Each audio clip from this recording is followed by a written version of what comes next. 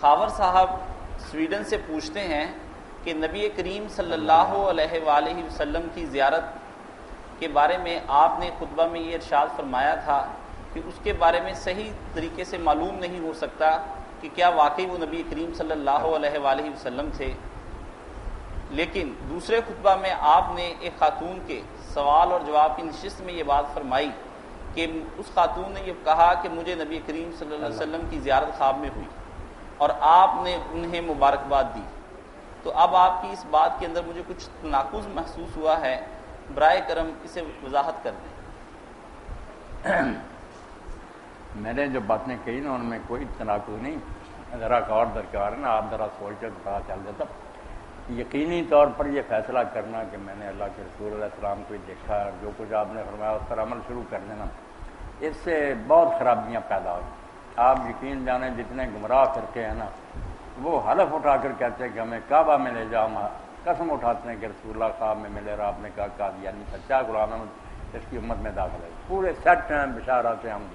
بیچارے قرآن اٹھا رہے ہیں۔ اسی لیے صحیح بخاری میں یہ بات ساتھ آئی کہ اذ راہ بصورت، حضور کو خواب میں دیکھنا وہ ہے جو آپ کی اصل شکل میں دیکھیں۔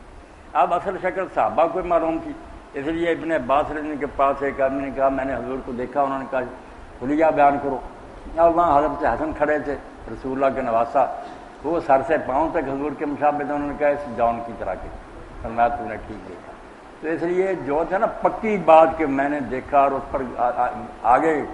عمارتیں اس کے لیے تو پہلی بات کہ اصل شکل میں دیکھا کوئی فیصلہ کر سکتا۔ دوسری بات ہے کہ کسی شخص نے دیکھا کام میں کہا کہ حضور ہے، اس سے وہ خوش ہو گیا، ہم نے بھی کہا چلو مبارک ہے، اس سے نہ دین کا کوئی سکون گرتا نہ کوئی، یہ حسن زن ہے، اس سے کوئی مسئلہ نہیں طے ہو سکتا۔ جب کہے گا نا کہ ملے ہیں اور یہ مسئلہ بتایا آپ نے تو پھر نہیں بات ہے، پھر وہی بات ہے کہ اصل شکل میں دیکھے، اور وہ صحابہ ہی دیکھ سکتے تھے یا کوئی بہت نیک آدمی جو حلیہ جانتا ہو، مشکل ہے۔ یعنی شرعی احکام کے بارے میں احتیاط، کوئی شرعی حکم نہیں ہم خواب سے لے سکتے۔ کئی لوگوں کو خواب میں کہا، حدیث کی شرح کی کتاب میں آتا ہے کہا شراب پیا کر، اس نے لوگوں سے پوچھا توبہ توبہ توبہ، جاگتے ہوئے حضور کہہ گیا یہ حرام ہے لعنت ہے، خواب میں تجھے کہہ گیا۔ اس لیے خواب میں سے مسئلہ نہیں کو لینا، پکی بات۔ اگر خوش ہونا تو خوش ہو لیں کہ مجھے حضور کی بسم اللہ، وہ بھی خوش ہونے کی حد تک، قطعی فیصلہ نہیں کر سکتے کیونکہ آپ کی اصل شکل کا ہمیں علم نہیں۔ یہ بڑی ضروری بات ہے۔ نبی علیہ السلام نے جو کہا کہ آپ کی شکل نہیں بن سکتی، اس پر بھی غور نہیں کرتے کہ آپ کی شکل نہیں بن سکتا، جو اصل شکل تھی نا آپ کی وہ نہیں بن سکتی۔ میری آپ کی شکل میں آ کر دھوکہ دے سکتا ہے کہ میں حضور ہوں، آپ کو کافر کر سکتا، شیطان کے راستے نہیں رب نے روکے،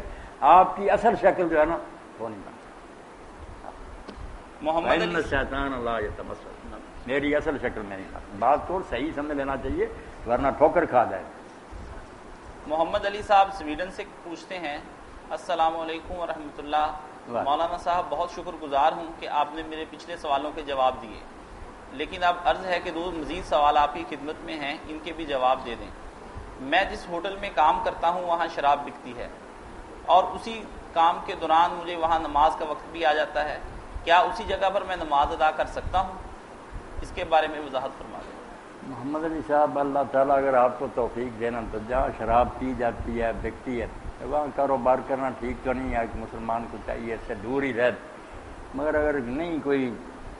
روزگار ملتا اور مجبوری تو آپ وہاں رہ رہے تو اللہ معاف کرے، معاف کرنے والی بات یہ، ورنہ یہ کوئی ٹھیک بات نہیں۔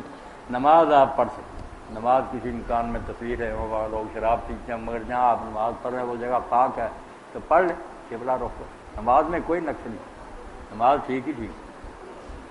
مگر ان جگہوں سے دور رہنا چاہیے، لعنت ہے ایسے لوگوں پر اللہ کے رسول نے۔ مولانا صاحب یہ فرما دیں کہ ہم چند لڑکے مل کر ایک جگہ پر رہتے ہیں،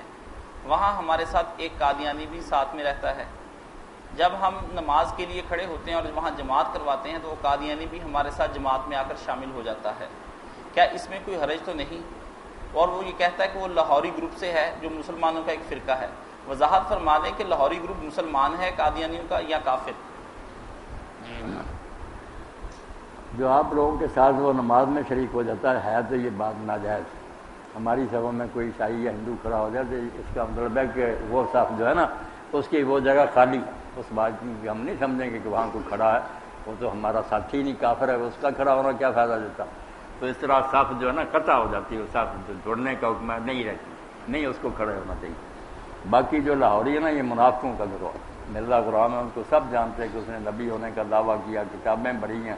ایک غلطی کا ازالہ لکھا اس نے کہ جن لوگوں نے کہہ دیا نا کہ کسی نے کہا کسی قاضی نے تمہارا مرشد جو وہ تو نبی کہلاتا، اس نے کہا نہیں نہیں یار وہ نبی نہیں امام ہی، تو کتاب پوری لکھی مرزا نے کہ یہ جو اس نے کہہ دیا یار غلط کا، میں نبی بھی ہوں، میری وہی نہیں، مجھے نبی کئی جگہ کہا گیا۔